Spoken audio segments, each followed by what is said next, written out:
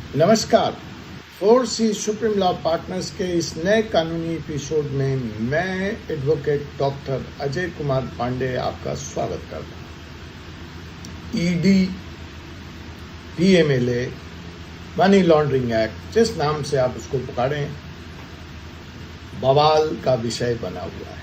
खास करके जब ये कानून राजनेताओं के खिलाफ काम करता है।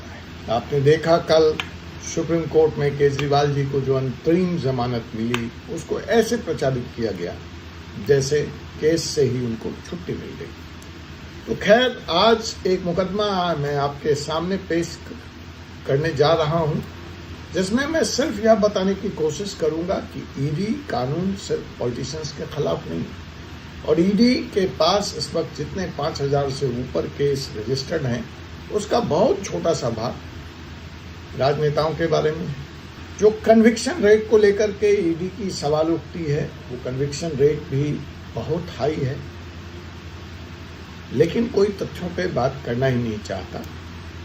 इस कानून का इंटेंट क्या है, ये क्यों लाया गया?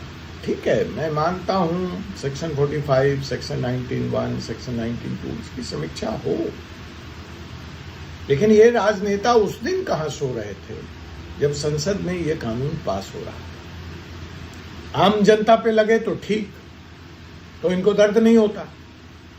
आज इनको दर्द इसलिए हो रहा है कि ये इनके ऊपर लग गया। फिर तरह तरह की मांगे। अब आप देख लीजिए, केजरीवाल जी के मुकदमे में 200-250 पिटीशंस फाइल किए। जनता का पैसा है, करोड़ करोड़ रुपया पर हियरिंग की फीस दी जा रही है। मेरे समझ से अब तक केजरीवाल जी के इस लड़ाई में, कानूनी लड़ाई में उनको निजात दिलाने के लिए 50 करोड़ 60 करोड़ से कम का खर्चा नहीं है। खैर, आज के इस मुकदमे में मैं बताना चाहता हूं कि कानून के सामने जैसा संविधान कहता है सब लोग बराबर हैं, और ईडी ने अपनी लेटेस्ट कार्रवाई महाराष्ट्र कैडर के एक सीनियर महिला आईपीएस अफसर के पति के खिलाफ। वो ऑलरेडी जेल में हैं, उनकी प्रॉपर्टी सीज है, उनका एसेट सीज है, इसकी बात कोई नहीं कर रहा है। बात, यह मुकदमा इसलिए महत्वपूर्ण है कि उनकी पत्नी उसी राज्य में जहां यह मुकदमा कायम है सीनियर आईपीएस अधिकारी हैं। उस पर कोई राजनेता नहीं बोल रहा है। तो जी हां जनाब, अभी आपने देखा कि जो आईपीएस अफसर हैं, उनके पति पुरुषोत्तम चौहान ईडी के गिरफ्त में हैं। ईडी ने उनको बैंक इनकम टैक्स से जाली रिटर्न के आधार पर रिटर्न लेने का, फर्जी रिटर्न लेने का मुकदमा कायम किया हुआ है under prevention of money laundering act. और इसी कार्रवाई को आगे बढ़ाते हुए जो इसके दूसरे लोग एक्यूज्ड हैं, राजेश भतराजा और भूषण आनंद पाटिल, उनकी प्रॉपर्टी को भी सीज किया हुआ है। इस मुकदमे के दरमियान यह पता लगा कि इन लोगों ने बड़ी भारी मात्रा में पैसों का गबन किया।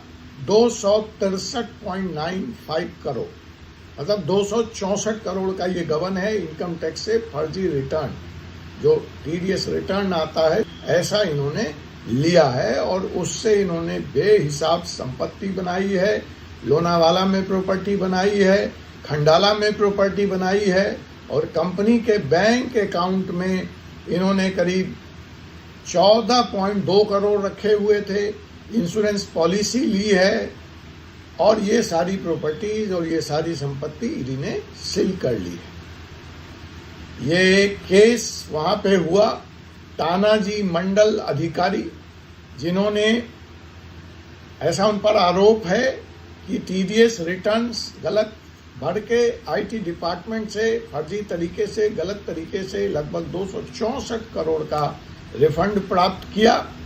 और ईडी ने इसी मामले में इस आईपीएस महिला अधिकारी के पति मिस्टर प्रकाश चौहान के घर पर भी रेड डाली और वहां से ईडी को महत्वपूर्ण दस्तावेज हाथ लगे हैं, प्रॉपर्टी के डॉक्यूमेंट हैं, फिक्स डिपॉजिट के काउंटलेस हैं और ऐसा दावा है, ऐसा ईडी का आरोप है कि इन्होंने बहुत सारे साक्ष्य मिटाए हैं, मोबाइल फ़ोन, जो केजरीवाल पे भी ये आरोप लग रहा है। 261 डिजिटल एविडेंस केजरीवाल केस में मिटाए गए हैं, ऐसा ईडी कहती है।